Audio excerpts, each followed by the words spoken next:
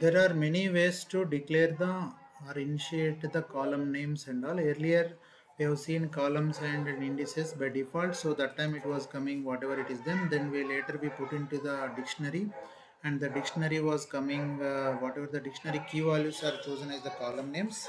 And then now these columns are giving, like, we can declare what are the column names to be, and index also, and the list can be passed to it then.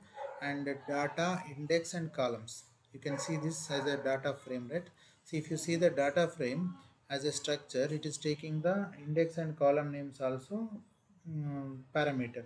So here whatever the index and column names we are taking here, and when we are printing this particular data frame, it is showing like 1 2 3 indices of this index numbers, and then the column names are a n, b n, c n, like that the column names are coming.